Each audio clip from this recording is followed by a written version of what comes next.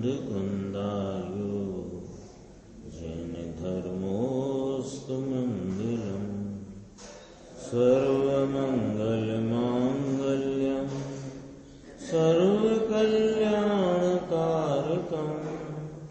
प्रधानम सर्वधर्माणां जैनम जयतु शासनम। मैं नमो तीर्थनायक को, नमो ओंकार वाणी को, नमो उन कुंद प्रभु को जिन्होंने ओंकार धारण की। अहो उपकार जिनवर का, कुंद का दिव्य वाणी का, जिन कुंद ध्वनि दाता उन कहान स्वामी का। रमियूं जिनम वीरम अनंत वर्णाण दंसन सहावम वोक्षामियम सारम केवली शुद्ध केवली धनिदम। नियमसार परमागम ग्रंथ के परमार्थ प्रत्याख्यान अधिकार में ये अंतिम गाथा जो 106, उसके उपरांत 9 कलश जो टीकाकार मुनिराज पद्मप्रम मलधारी देव ने कहे, उसमें अंतिम 2 कलश की चर्चा अपन 150 कलश कल अपन ने पढ़ा था, उस पर गुरुदेव श्री का व्याख्यान अपन देखकर, और अगला 151 नंबर कलश जो अंतिम कलश है इस अधिकार का, इसमें कहा ना, देखो, जिन प्रभु मुखार बिंद विदितम, यह आत्मा जिनेन्द्र परमात्मा की वाणी के द्वारा प्रसिद्ध है। ये शुद्धात्मा, यह ज्ञायक परमात्मा कोई ऐसी वस्तु नहीं कि जो छुप गई हो, किसी के द्वारा कही नहीं गई हो, जिसका स्वरूप ऐलानिया रूप से जिनेन्द्र परमात्मा की वाणी में आया है। ये अपन देखते हैं, देखो पेज नंबर 268 नीचे की पंक्तियां। गुरुदेव श्री फरमाते हैं, देखो, वाह शैली तो देखो, 3 लोक के नाथ से तो प्रसिद्ध है ना प्रभु। तुम अप्रसिद्ध करो, लेकिन प्रभु से तो प्रसिद्ध है। तुम तुम्हारे ज्ञान में अप्रसिद्ध करो, यानी तुम्हें तुम्हारे ज्ञान में इस चैतन्य परमात्मा की प्रसिद्धि नहीं है, ये बात अलग है। लेकिन यह चैतन्य भगवान शुद्धात्मा, आत्मा ज्ञायक प्रभु, यह 3 लोक के नाथ की वाणी में तो प्रसिद्ध बने आया है ना। देखो, प्रभु तुम अप्रसिद्ध करो, किंतु प्रभु से तो प्रसिद्ध है ये। और वह जो प्रसिद्ध यह शुद्ध आत्मा है, कहाँ है ये, तो कहा वह भी स्वरूप में स्थित ही है। ये कहीं 2 बातें कही। एक तो प्रसिद्ध है, कोई छुपी हुई वस्तु नहीं कि पता ही नहीं है इसके बारे में, कोई विरला कोई जानता होगा, ऐसा नहीं। जिनेन्द्र परमात्मा की वाणी में इस शुद्धात्मा का, ज्ञायक तत्व का स्वरूप प्रसिद्ध पने, सबके सामने प्रसिद्ध रूप है। और वह कहीं खो गया है, तुम्हारी नजर का आलस है, वो कहीं नहीं खोया है। तो तुम्हें अप्रसिद्ध क्यों है, हमें अप्रसिद्ध क्यों है? इसलिए कि वह हमारी नजर के आलस में, हमारी नजर वहां नहीं है। बाकी वह तो, उसका स्वरूप तो जिनेन्द्र परमात्मा की वाणी में प्रसिद्ध है, और वह स्वयं वस्तु अपने स्वरूप में स्थित है। ऐसा भी नहीं कहीं खो गई है। देखो, प्रसिद्ध वह भी स्वरूप में स्थित ही है। स्वरूप से बाहर आया ही नहीं कभी। क्या है स्वरूप? ज्ञान, आनंद, सुख, चारित्र जिसका स्वरूप है, ज्ञान, दर्शन, सुख, चारित्र स्वरूप वस्तु है, यह इसका स्वरूप है। तो यह आत्मा कहाँ रहा है? इसी स्वरूप में रहा है। शक्कर कहाँ रही है? मिठास में रही है। नमक कहाँ रहा है? खारास में रहा है। सोना कहाँ है कि चिकनेपन, पीलेपन, भारीपन में रहा है। तो ये आत्मा कहाँ रही है? अनादि से आत्मा है कि नहीं? और वह आत्मा कहाँ रही है कि अपने ज्ञान, दर्शन, सुख, चारित्र स्वरूप में रही है। एक इंद्रिय, दो इंद्रिय, तीन इंद्रिय, चौ इंद्रिय, चाहे जो स्थान हो, यानी वर्तमान संयोग अपेक्षा पर्याय जो देखने, जानने, कहने में आती है, उस अपेक्षा से एक इंद्रिय, दो इंद्रिय, तीन इंद्रिय, चार इंद्रिय, पांच इंद्रिय, संगी, असंगी, नरक, देव और त्रियंच, मनुष्य, कोई पण स्थिति हो, कोई प्रकार की पर्याय हो, वह कहाँ रहा है? यह जीव कहाँ रहा है? नहीं रहा यह एक इंद्रिय, दो इंद्रिय, तीन इंद्रिय, चार इंद्रिय, पांच इंद्रिय। नहीं रहा ये देव, नरक, मनुष्य, त्रियंच गति में। क्यों? वे तो संयोग अपेक्षा देखी जाने वाली पर्याय हैं। जैसे हीरा कहाँ है कि हीरा तो अपने अद्भुत चमक स्वरूप रूप में है, और कहाँ है हीरा? अब वह डिब्बी में है कि मखमल की पोटली में है कि अलमारी में है कि जेब में है कि टेबल पे है, ये अनेकों संयोगों की अपेक्षा कहो कि हीरा टेबल पर है कि हीरा थैली में है कि हीरा डिब्बी में है कि हीरा तिजोरी में है कि हीरा बैंक के लॉकर में है, कीचड़ में है कि नाली में है, कहीं कहो, लेकिन वह हीरा कहाँ है? पॉइंट ये है, हीरा कहाँ है कि हीरा तो अपने हीरा बने के चमकदार स्वरूप में है। कब वह हीरा जब नाली में गिर गया था, अथवा वह सोने की डिब्बी में रखा था, तब वह हीरा हीरा था और नाली में गिरा तो हीरा नहीं। यदि ऐसा है तो फिर हीरा कहाँ रहा है?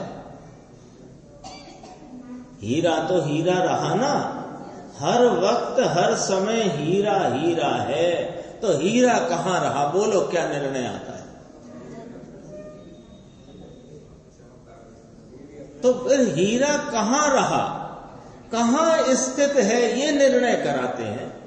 कहाँ स्थित है कि अपने स्वयं रूप में स्थित है। ये द्रव्य तो द्रव्य में स्थित ही है। वस्तु जो द्रव्य ध्रुव है, यह तो स्वरूप में स्थित है। अभी देखो स्पष्ट करते हैं। पर्याय के भेद भले जुदी जात के हों। पीछे की पंक्ति में संयोग अपेक्षा देखी जाने वाली, कही जाने वाली, जानने में आने वाली पर्यायों की तरफ से कहा था। अब इसकी ही परिणाम भेद में जो पर्यायों में भेद पड़ते हैं, वास्तव में तो यह अशुद्धात्मा उसमें भी नहीं रहा है। ये कहना है। एक अभी जो पीछे अपेक्षा आई, एक इंद्री, दो इंद्री, तीन इंद्री, चार इंद्री आदि की, वह संयोग अपेक्षा दिखाई देने वाली पर्यायें, कही जाने वाली, दिखाई देने वाली, वे पर्यायों की अपेक्षा से देखते हैं तो भी यह आत्मा स्वरूप में स्थित है, उन संयोग रूप पर्यायों में नहीं। अब क्या कहते हैं? अगली बात, पेज 269। पर्याय के भेद भले भिन्न जात के हों, ये पर्याय कोई टिकती वस्तु नहीं, ये तो एक समय की दशा है। अंदर वस्तु जो है यह तो अंदर त्रिकाल टिकती स्वरूप स्थित है, उसको प्राप्त करना है, ऐसा कहते हैं। लो अब दूसरी बात क्या कही, पर्याय के भेद भले जुदी जात के हों, कभी ये आत्मा की वर्तती पर्यायों के क्रम में कभी कषाय की तीव्रता का परिणाम हो, कषाय की मंदता का परिणाम हो, मिथ्यात्व का परिणाम हो, सम्यक्त का परिणाम हो। ये सम्यक्त के परिणाम में नहीं रही है वस्तु, ये मिथ्यात्व के परिणाम में नहीं रही है वस्तु, कषाय की तीव्रता में नहीं है यह स्थित, कषाय की मंदता में नहीं है ये स्थित। दो पॉइंट है, बहुत मजबूत है ये बात, है ना। इसको अभी अपन ने पढ़ा ना तीसरी पंक्ति पर, है उसको प्राप्त करना है। तो बात कहां से शुरू की, मुनिराज टीकाकार मुनिराज पद ब्रह्मलधारी देव ने कहां से शुरू की कि भाई तुम शुद्धात्म तत्व हो, तुम वह तत्व हो, ज्ञायक तत्व हो कि जो भगवान की वाणी में प्रसिद्ध है। एक बात तो ये कही, भगवान की वाणी में प्रसिद्ध पने, इसका स्वरूप घोषित है। यह भगवान की वाणी में प्रसिद्ध पने कहा गया है, बताया गया है। एक बात तो फिर ये जो शुद्धात्म तत्व है, जो भगवान की वाणी में बताया गया, सो ये है कहाँ? तो कहा ये अपने स्वरूप में स्थित है। स्वरूप में स्थित है, यह अस्थि कही, ये इसकी स्थिति की अस्थि से बात कही। तो कहाँ नहीं है ये भी बताते हैं, क्योंकि जहां है नहीं तुम वहां उसे ढूंढो नहीं, जिससे तुम्हारा समय बर्बाद नहीं हो। समय कीमती है, बहुत छोटी सी आयु और उसमें ये नरभव जैन कुल मिला, रुचि लगते लगाते आधी जिंदगी निकल जाती है। बची कुची में भी ये शरीर की अवस्था स्थिति ठीक रह जाए तो ठीक है, अन्यथा उसकी भी गड़बड़ी है। तो समझो अपने पास कितना सा समय है, जो कहा गया है उदाहरणों से ही कि बिजली की चमकती है ना आकाश में बिजली, घनघोर अंधियारी अमावस की रात है और सुई में धागा पिरोना है, रोशनी है नहीं, अचानक बिजली चमके गगन में और वह सुई में धागा पिरो लो, इतना सा समय है अपने पास।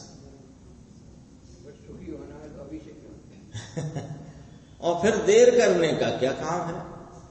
तो तीन बातें कही कि यह जो शुद्धात्म तत्व है, अभी चलता था ना कलश, वेद विज्ञानता सिद्धा सिद्धा ये किल केचन, अस्य एव अभावता बद्धा बद्धा ये किल केचन। ये क्यों बना है? कितनी स्पष्टता करी गुरुदेव श्री ने। कर्मों की तीव्रता है इसलिए ये संसार में रुका है कि ना ना ना, गलत बात है। निगोद में इसलिए रहा है कि इसके कर्मोदय की प्रचुरता है इसलिए कि ना, ये गलत बात है। वह भेद विज्ञान के अभाव में रुका हुआ है और जितने अब तक सिद्ध हुए हैं वह सब भेद विज्ञान के द्वारा ही हुए हैं।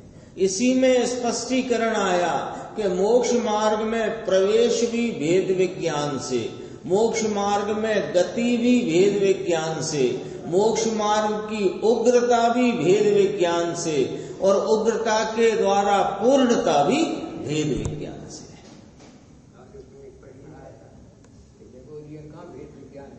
हाँ, की बात नहीं है, है नहीं है, पॉइंट ये है। अब अपने को तो योग्यता भी मिली है तब वो क्या निगोद में क्या भेद विज्ञान करेगा? करने नहीं करने का पॉइंट नहीं है, क्यों रहा है पॉइंट ये है कि भेद विज्ञान के अभाव से।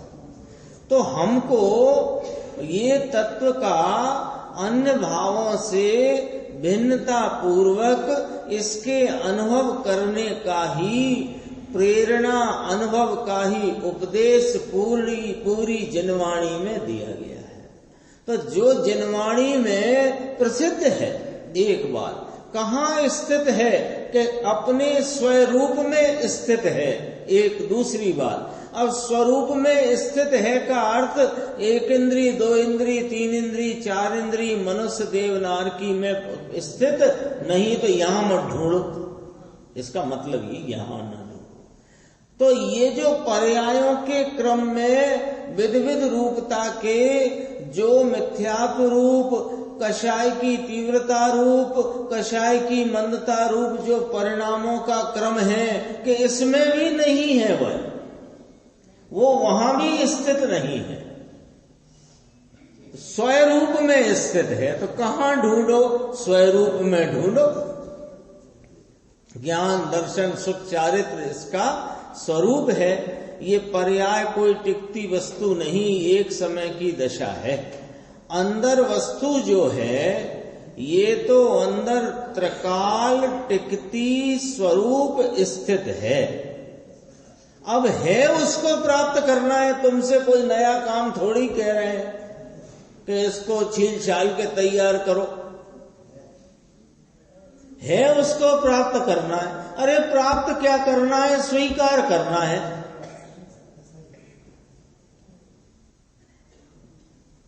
ऐसा कहते हैं, भगवान ने कहा, संक्षेप करते हैं, देखो भगवान ने कहा है इसलिए प्रसिद्ध है और है उसको प्राप्त करना है। ऐसा धर्म अभी बस इसी को धर्म कहते हैं।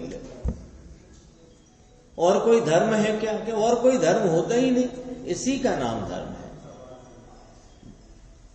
ये तो सामायिक करो, प्रतिक्रमण करो, ये धर्म आया। अरे इसको धर्म का भान भी कहाँ है? ऐसे के ऐसे जिंदगी चली जाती है बापा। ये दो बात हुई। एक तो यह शुद्धात्म तत्व, ज्ञायक तत्व, मैं तत्व, यह जिनवाणी में जिनेन्द्र परमात्मा के द्वारा प्रसिद्ध है, उसमें आया ना विदितम। और दूसरा यह स्वरूप में स्थित है। आगे थोड़ी चर्चा इसी पेज में नीचे।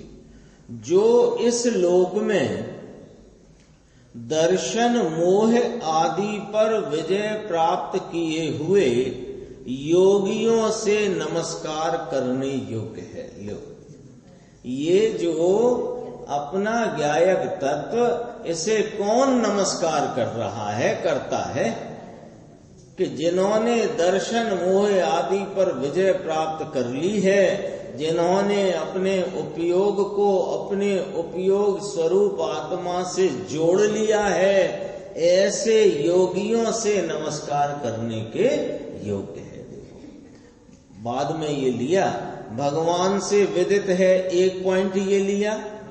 भगवान से विदित है माने भगवान की वाणी में इसका स्वरूप स्पष्ट रीति से आया है। दूसरी बात, स्वरूप स्थित है।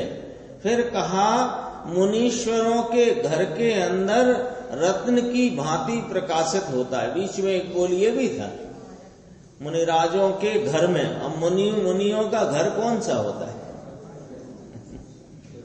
मुनि कौन से घर में रहते हैं? मुनि अपने स्वरूप में रहते हैं, ये मुनियों का घर है।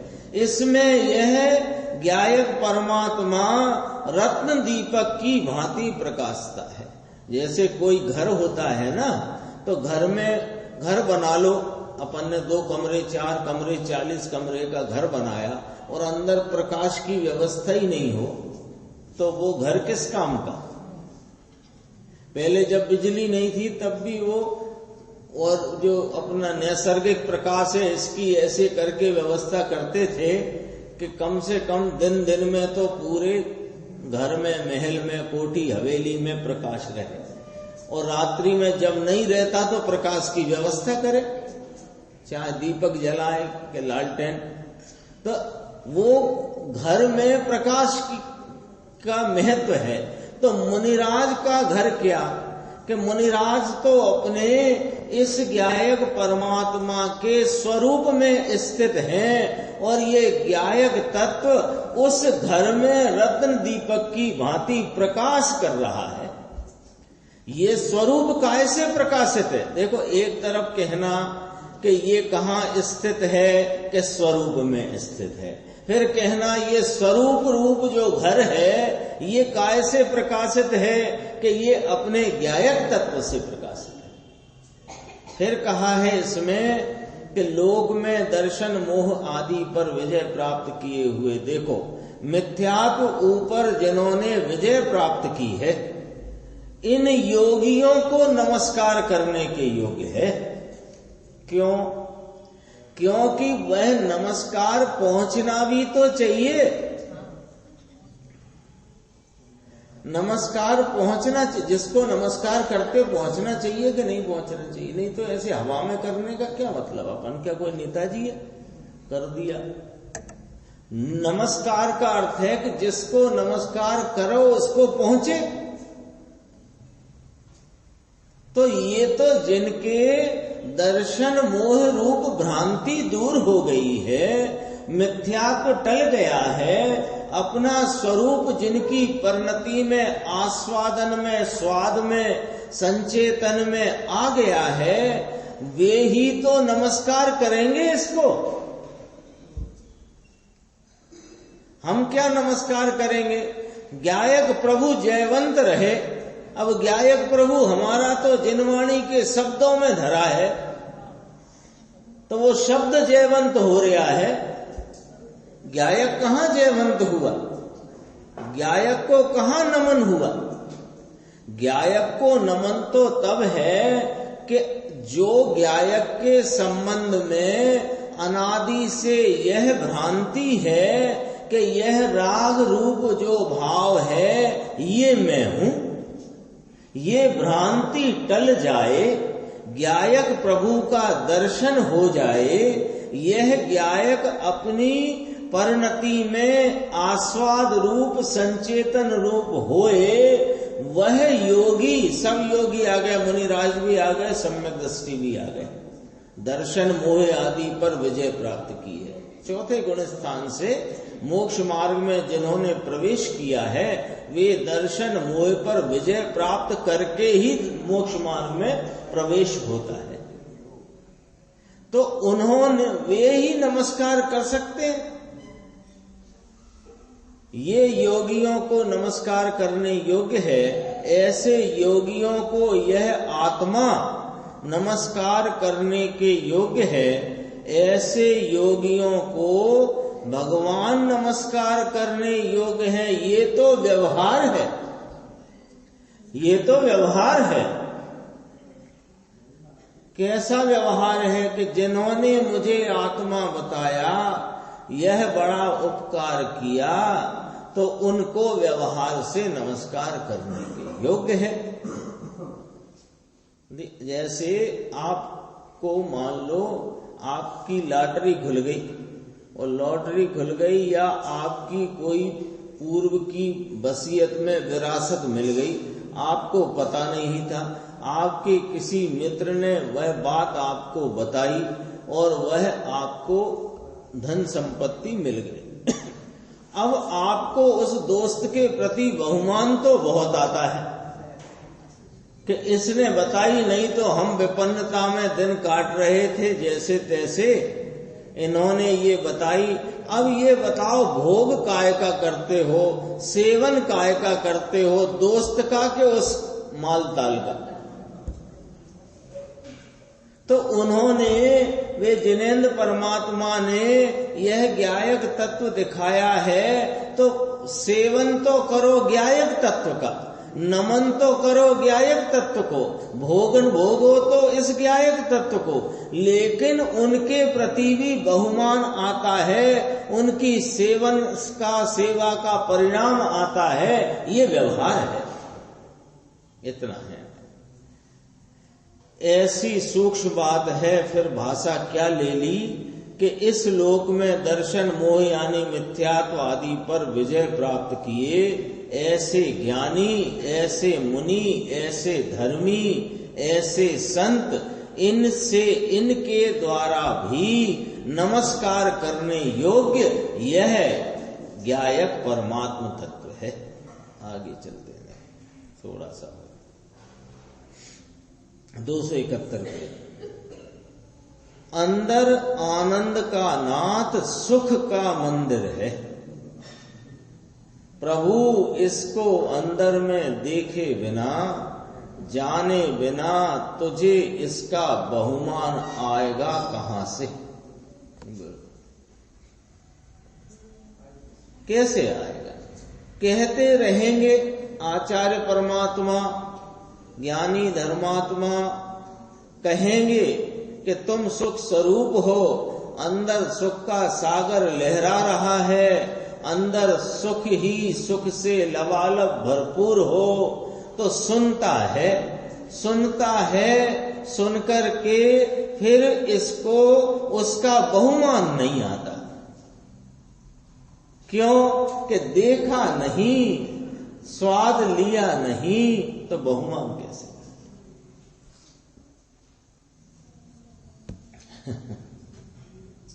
बहुत सी मिष्टान के प्रकार ऐसे होंगे जो अपन ने कभी चखे ही नहीं, तो वो कोई पुस्तक में पढ़ के, वीडियो देख के, किसी के द्वारा बताए जाने पर लगता तो होगी कोई अच्छी चीज, लेकिन वास्तव में उस चीज का स्मरण कितने दिन रख सकते हो? एक दिन, 2 दिन, 4 दिन, सच्चा विश्वास भी नहीं हो सकता, स्मरण भी नहीं रह सकता उसका। बात आई गई हो गई, कहते ना बात आई गई हो गई, तो बात आई गई हो जाती है। ऐसे ही यहाँ हम प्रतिदिन इस सुख सागर का, इस सुख के समुद्र का, इस सुख स्वरूप आत्मा की चर्चा सुनते हैं, लेकिन इसका आलम्बन होकर के इसका परिणति में स्वाद लिया नहीं है, इसलिए बात आई गई हो जाती है। 10 बजे यहां से जाएंगे, 10:15 तक, 10:30 तक आई गई हो जाती है। ऐसे ही हो जाता है। तो वो बहुमान कहां से आएगा? अरे पर का बहुमान, अब इधर से पॉइंट उठाते हैं कि पर का बहुमान कब टलेगा? दया, दान, राग आदि विकार है, इसकी महिमा कब टलेगी?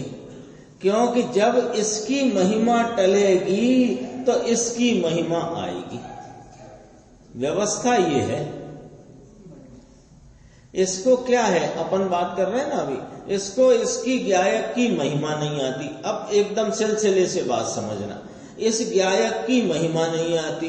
ज्ञायक की महिमा कितनी कल अपन ने तराजू पे तौल के देखी थी कि पलड़ा जब इतना वजनदार हो कि वो दूसरे वाले वजन से ज्यादा वजन हो इसकी महिमा में, तो कार्यकारी होएगा। कार्यकारी का क्या अर्थ है कि महिमा बढ़ेगी तो रुचि बढ़ेगी, रुचि बढ़ेगी तो पुरुषार्थ उधर को दौड़ेगा, और पुरुषार्थ दौड़ेगा तो उपयोग उस पुरुषार्थ का अनुसरण करेगा, और उपयोग अनुसरण करके स्वभाव की तरफ ढलेगा, और स्वभाव की तरफ उपयोग ढलेगा तो उस उपयोग में ये वस्तु जो है इसकी सामर्थ्य का वेदन आस्वाद रूप होगा, अन्यथा कोई मार्ग है नहीं। अब क्या है कि बहुमान यदि अन्य भाव का है तो इस ज्ञायक का आता नहीं। कहते हैं दया, दान, राग आदि विकार है, इसकी महिमा कब टलेगी। सुख का तो मंदिर है प्रभु, अंदर सुख का मंदिर विराजता है, वह सहज तत्व। अब मुनिराज कहते हैं ऐसा स्वाभाविक तत्व है, उसको मैं सदा अत्यंत नमता हूं। मुनिराज कहते हैं मैं सदा अत्यंत नमता हूं। मैं माने कौन? मुनिराज। मुनिराज माने कौन? शुद्ध उपयोग। तो वह उपयोग के द्वारा इस ज्ञायक प्रभु के प्रति सदा अत्यंत नमते हैं, यानी उनका उपयोग सदा ही अत्यंत पने इसी के आलम्बन में रहता है।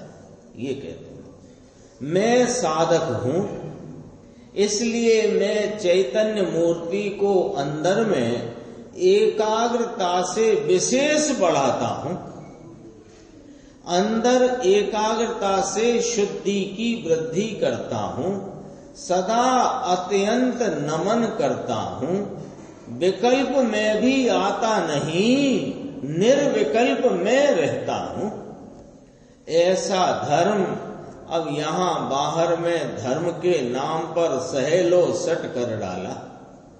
सहेलो सट माने सरल कर डाला, यानी वास्तविक धर्म क्या है वह तो रह गया एक तरफ, और ये सरलता के नाम पर ये सब धूमधाम मच गई। मूर्ति पूजा करो, गिरनार की यात्रा कर डालो, बस हो गया धर्म। धूल में भी धर्म नहीं है। धूल शब्द का प्रयोग क्यों किया है? धूल माने किंचित नहीं, किंचित नहीं। अरे इसके पुण्य का ठिकाना नहीं, अभी इसके शुभ भाव में कैसा है। ये शुभ भाव जो है ना, एक तो इसके पुण्य का ठिकाना नहीं, इसके जितने भी ये पूजा पाठ विधान महोत्सव आदि में जितना इसका जुड़ान है, मूलता मान कषाय के तरफ से है। अंतरंग बहुमान तो उसे पहचान ही कहाँ है केवली भगवान की। तो ये सब मूलता तो पुण्य का ठिकाना नहीं, इतना का। और कदाचित कषाय की मंदता में जुड़ता है, यात्रा से, स्वाध्याय से, पूजा विधान भक्ति आदि से, तो भी ये कौन सा भाव है? शुभ भाव है। शुभ भाव राग है, और राग है वो जहर है, और ये भगवान तो आनंद का मंदिर है। ये चर्चा 150 की थी। 151 कलश अपन पाठ करते हैं। प्रणष्ट दुरितोत्करम् प्रहत पुण्य कर्म व्रजम् प्रदूत मदनादिकम् प्रबल बोध सौधालयम् प्रणाम कृत तत्त्ववित् प्रकरण प्रणासात्मकम् प्रवृत्त गुण मंदिरम् प्रहत मोहरात्रिं नुमः। श्लोकार्थ है, जिन्होंने पाप की राशि को नष्ट किया है, जिसने पाप की राशि को नष्ट किया है, जिसने पुण्य कर्म के समूह का हनन किया है, जिसने मदन नाम यानी काम आदि को, काम माने विषयों की अभिलाषा रूप जो इच्छा परिणाम राग की वृत्ति, उसको खकेर डाला है। खकेरना होता ना, जैसे वृक्ष को खकेर दो तो सब झड़ जाता है, ऐसे झकझोर दिया, खकेरी नाख्या छे। फिर कहते हैं जो प्रबल ज्ञान का महल है, जिसको तत्ववेत्ता प्रणाम करते हैं। तत्ववेत्ता ही प्रणाम करते हैं। पीछे कहा था जिसको दर्शन मोह आदि पर विजय प्राप्त योगी यानी सम्यक दृष्टि ही जिसको प्रणाम करते हैं, नमन करते हैं, वो लिया। जिसको तत्ववेत्ता प्रणाम करते हैं, जो प्रकरण के नाश स्वरूप है। क्या बात है, देखो शब्द प्रकरण के नाश स्वरूप। अब कुछ करने का बाकी रहा नहीं। एक इस ज्ञायक प्रभु का आलम्बन ले लिया, इसका निर्णय करके, इसका अनुसरण करके, इसकी प्रतीति पूर्वक जो इसका आलम्बन लिया, अब करने का क्या है सो बताओ।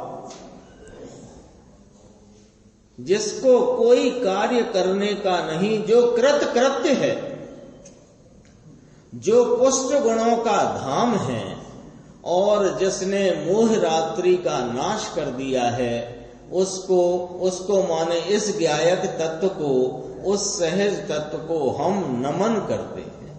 9 श्लोकों से इस ज्ञायक तत्व की आराधना की है। क्यों कि प्रत्यख्यान किसे कहना? प्रत्यख्यान कहना परिणति में से मिथ्यात्व और राग आदि के त्याग को प्रत्यख्यान कहते हैं। घर, स्त्री, पुरुष, कुटुंब ये तो बाहर में छूट जाते हैं, इनकी बात की ही नहीं। ये परमार्थ प्रत्यख्यान की बात है। तो मिथ्यात्व और राग का त्याग, तो मिथ्यात्व और राग का त्याग कैसे होता है कि राग को छील छील के, मिथ्यात्व को छील छील के निकालते रहेंगे कि नाना एक इस ज्ञायक भाव का अवलंबन लेने मात्र में मिथ्यात्व और राग दोनों भाग जाते हैं, तो प्रत्यख्यान होता है। तो वो ज्ञायक तत्व की महिमा इस प्रत्यख्यान अधिकार के पूर्ण करते 9 कलश के द्वारा टीकाकार मुनिराज ने की है। वो देखो इसमें, इसके नीचे की फिर अपन पंक्तियां बाद में पढ़ेंगे, अभी कलश का देखते हैं।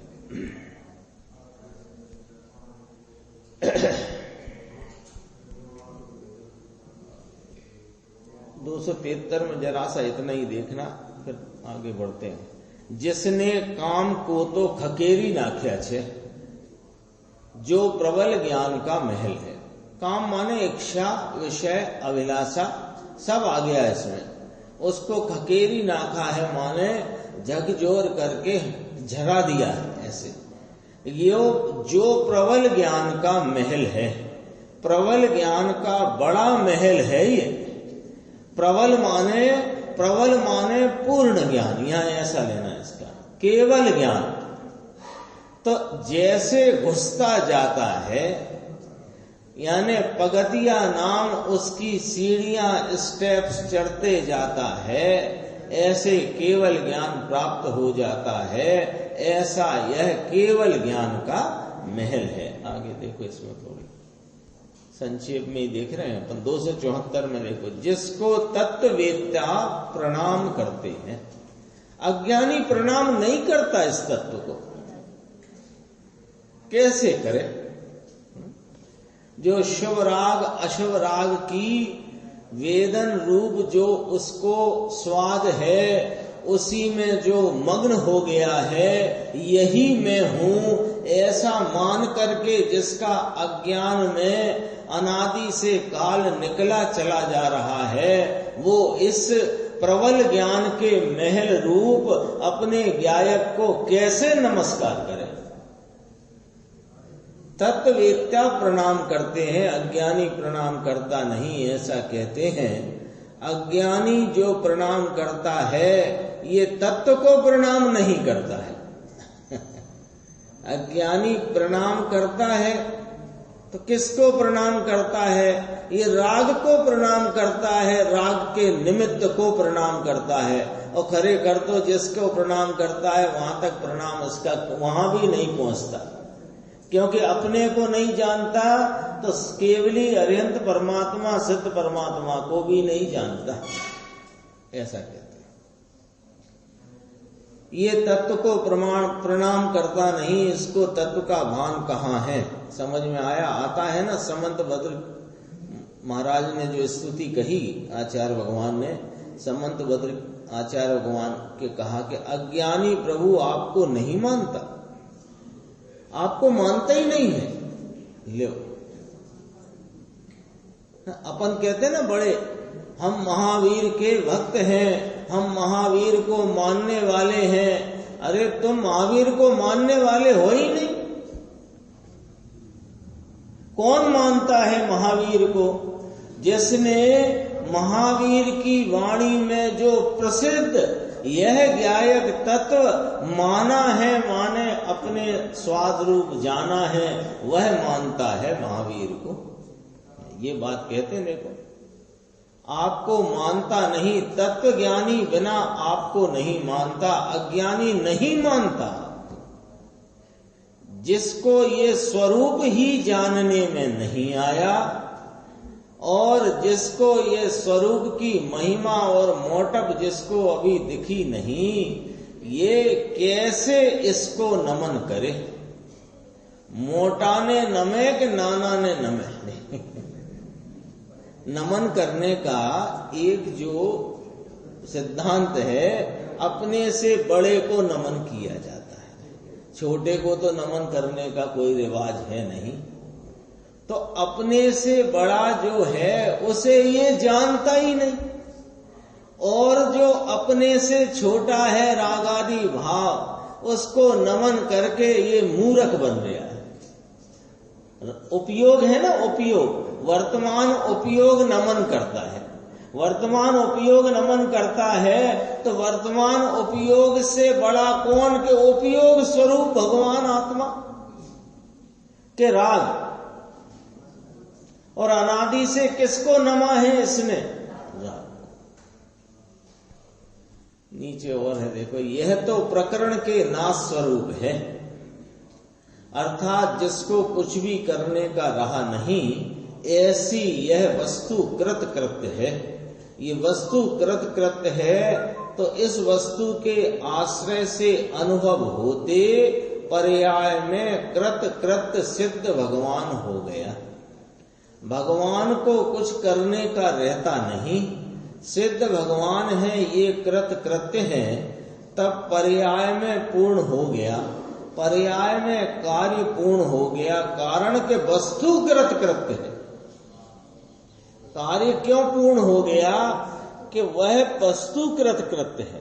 तीन बातें ली इसमें, देखो, वस्तु कृत कृत्य स्वरूप है और सिद्ध पर्याय कृत कृत्य है, ऐसा है ना।